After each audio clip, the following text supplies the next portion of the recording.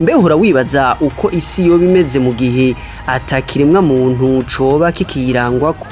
Inzira y'ubwenge. Igitigiri c'ibinyabuzima canke ibitungwa nk'inka, ingurube, impene, intama, inkoko, inkwavu, imbwa n'inyabu vyahora bibana n'abantu kikaba cogabanuka cane kuko bitokoroherwa no kuba kw'isi ata muntu ahari avyitaho, ateka, akabigaburira, akavyugamika, abigwara, akabivuza.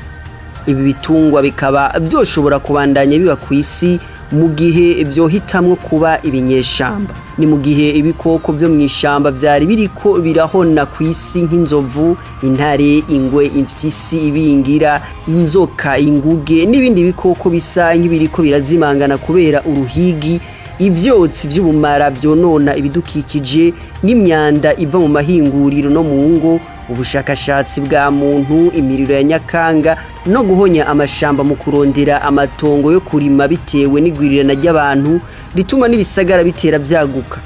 Ibikoko vyose hamwe umuntu atoba kiri kw'isi vyosa nk'ibironse intahe yo kwikukira bikishira bikizana bigasubira kubaho nk'uko vyari bibayeho imbere y'uko ikiremwa muntu kigera kw'isi, kuko vyoca bisubira kuronka amashamba manini manini yo kubako maze bikagwira.